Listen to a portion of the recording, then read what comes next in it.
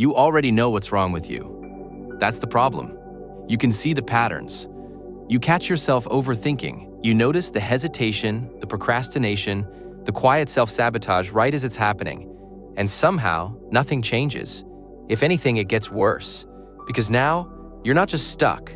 You're aware that you're stuck. And that awareness starts to feel like a trap. Like you've unlocked the map but lost the ability to move. You start asking yourself a dangerous question. If I understand myself this clearly, why can't I fix it? There's a reason for that. And it's not what you think. Because the part of your brain that understands the problem is not the part that's supposed to solve it. And once you see what's actually happening, you'll realize something unsettling.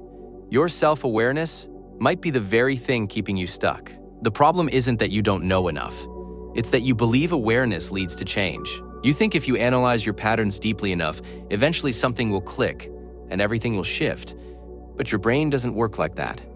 Understanding is handled by one system. Action is controlled by another. Think of your mind like a company. There's the analyst, the part that observes, reflects, explains, and then there's the operator, the part that actually takes action. Self-awareness strengthens the analyst, but it does almost nothing for the operator. So you become incredibly good at explaining why you're stuck without ever changing the behavior that keeps you there. And your brain starts to reward you for that. You read more, you think more, you connect more dots. It feels like progress, but it's a trick because thinking feels like movement without the cost of actual change. So you get stuck in a loop. Understand, feel clarity, do nothing, repeat. And the more self-aware you become, the more convincing that loop feels. Your brain doesn't run on logic. It runs on stability. It behaves more like a thermostat than a decision maker. It doesn't try to improve your life. It tries to keep things the same. Every behavior you repeat becomes your baseline, your normal. And your brain works to protect that normal. Here's the part most people miss. Self-awareness doesn't change the baseline. It just makes you aware of it. So you sit there, fully conscious of your patterns, while your brain quietly pulls you back into them. Not because you're weak, because that's its job. If you've been overthinking for years, that becomes your default state. So when you try to act quickly, your brain reads it as a threat. Not danger in a dramatic sense, but unfamiliar. So it pulls you back. More thinking, more hesitation, more analysis. And because you're aware, you watch it happen in real time, which creates frustration, which creates more thinking, and the loop tightens. And here's where it gets worse. The smarter you are, the more convincing your thoughts become. You don't just overthink, you justify the overthinking. You build arguments for why you shouldn't act yet, why you need more clarity, more preparation, more certainty. And it sounds logical. That's why it works. Your intelligence doesn't free you from the loop. It makes the loop harder to escape. Because now the resistance feels intelligent. It feels correct, so you trust it. And the longer you trust it, the deeper you stay stuck. So if your brain is wired to keep you stable, how do you actually break out of that? You don't fix this by thinking harder. You fix it by changing how your brain responds to movement.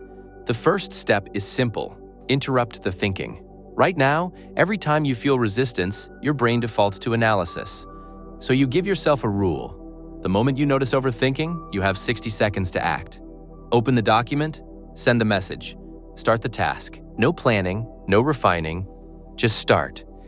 Because action activates a different system in your brain than thinking. You're not solving the problem. You're switching modes. The second step is lowering the stakes. Your brain resists action because it predicts consequences. So you remove the pressure. Instead of trying to do it well, you aim to do it badly. On purpose. Tell yourself you're going to do it poorly for 2 minutes. Set a timer. Because your brain doesn't resist small, meaningless actions. It resists actions that feel important. When you remove importance, resistance drops. And once you start, momentum begins to build. The third step is changing what feels rewarding. Right now, your brain rewards thinking. Clarity feels good. Insight feels like progress. So you have to retrain that. Every time you take action, no matter how small, you acknowledge it. Not in a motivational way, in a simple, neutral way. This is progress. You're teaching your brain that movement matters more than understanding.